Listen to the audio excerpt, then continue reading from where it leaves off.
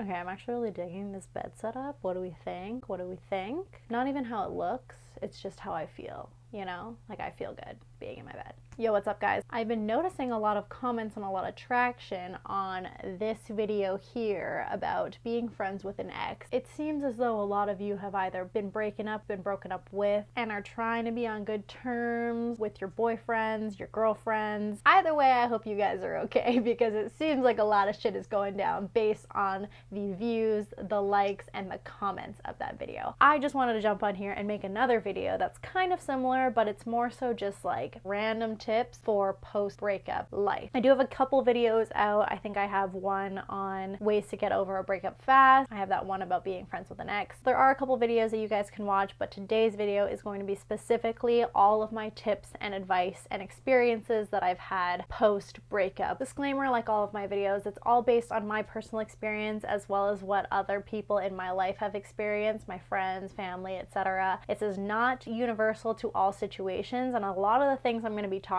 about here don't apply to every situation. Totally in your control as to what you take from this video and what you actually apply to your life. I trust you, you got this. First things first, I said this in my How to Be Friends with an Ex video, but it is so important to have a blackout period. A blackout period is pretty much an extended period of time after you've broken up where you don't see each other, you don't talk to each other, you try and stay as distant from this person as possible because you are trying to retrain yourself to have a routine without them. Oftentimes, the mistake that I see is that people try to jump into having that person still be in their life right after a breakup. So you end up subconsciously still depending on this person and still relying on them for your source of happiness, of comfort, of companionship, and you're not actually moving on from that person. Usually when this happens, you end up being disappointed in the way that they're acting. You start overthinking the things that they're saying, the things that they're doing. Why is he or she not replying to me? Why is he or she saying these things and doing these things? It gets into this weird space where you don't really know how to act because you went from being in a relationship to not being in a relationship, but you're still talking and actively having that person in your life. I think that if you have the blackout period, you can rebuild your life as an individual, and then when you've picked yourself back up, when you've learned to be happy by yourself, you can reintroduce them as a friend, as a companion, whatever,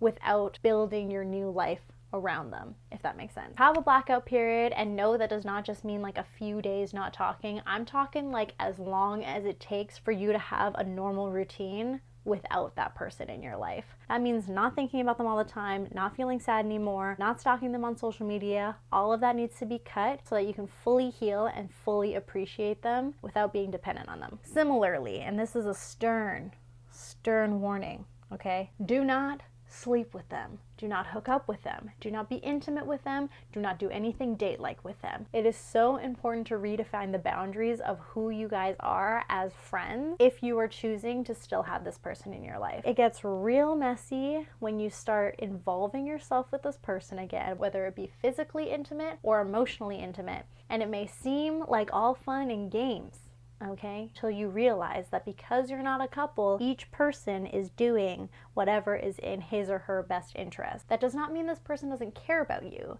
but it does mean that this person is less concerned about the future of your guys' relationship and less concerned about how his or her actions are making you feel in specific. For example, you start hooking up with your ex, you start being intimate with your ex, but then when he or she starts taking an interest to somebody else, or they start acting like a single person because they are technically a single person, you start to feel disrespected, undervalued, and all these emotional things that you've been denying are there resurface, and it just combusts. So if there is any advice that you're going to take from this video, it is do not, I repeat, do not hook up with them.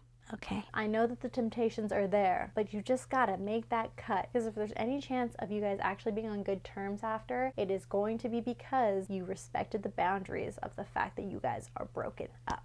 Okay, now this one, a little harsh, but just as true. You have to let go of the idea that you are special. you are an exception, or you are this or that because you had an intimate relationship with this person. Yes, you probably have a special place in their heart, but they are going to continue living their lives and you are going to continue living your life, and that means that you're going to start acting again in your best interest. They're going to start acting in their best interest, and that doesn't always mean it goes hand in hand with being in the opposite person's best interest. I've had it before in the past where you get caught up in the like, oh, he would never do that to me, or like she cares about me so much and all this. And yes, that's probably true. They probably do still care about you, but at the same time, they're trying to move on and live their life. And so if you get caught up in the idea of, oh, but like he said he loved me, and like, no, I was his first love, he was my first this, or like we had this incredible bond and we were best friends, all this stuff, that may be true, but sometimes it's just easier to assume the worst and that you are no longer the top priority of this person. They're no longer acting in a way that is for you. They're acting in a way that's for them and their future. So just keep in mind that you are no longer the sole I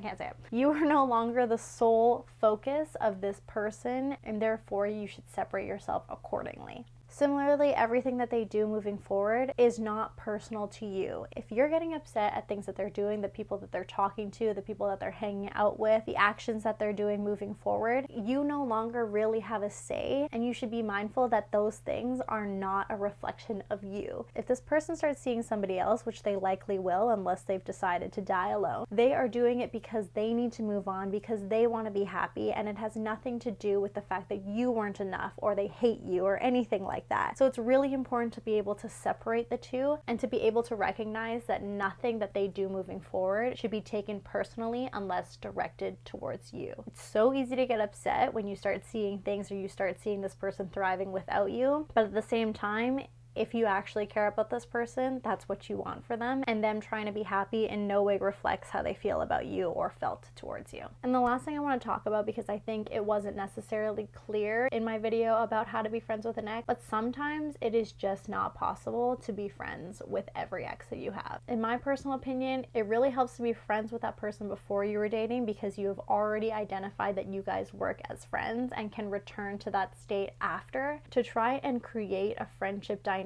after a breakup, after a relationship, when that relationship didn't exist prior to being in a romantic relationship. It is really hard to re-identify and reset those boundaries. It's definitely still possible, but it requires a lot more work because you have to actually set those rules, set those boundaries, and actually create that relationship where there wasn't one prior. So I personally am not friends with any of my exes who weren't my friends before. I think it's also really important to recognize whether or not that person will be a good friend to you, because sometimes you look back and you think, okay, like, yes, I was in a relationship with this person, but like, do I actually want this person as a friend? Because that's not always the case, and friendship only really works if both parties value that emotional relationship so much and the emotional support they got from that person to the point where they can't go on without this person touching their lives in some way. I've had it before where one person feels that way but the other doesn't, and it just doesn't really work like that because it's really one-sided. It doesn't end up being genuine or authentic, and it just doesn't work from what I've seen. And some people just realize that, you know what, like, yes, I dated this person, but at the end of the day, they don't really provide me any emotional support that I would require from a friend, and therefore I can't be friends with them. So it's not for everybody. You're not meant to be friends with everybody you've dated, and you shouldn't force it if it's not a natural occurrence. That's pretty much all I wanted to say with post-breakup advice. Let me know if you have more in the comments down below. Like this video if you wanna, subscribe if you wanna, and I'll see you in my next one. Bye!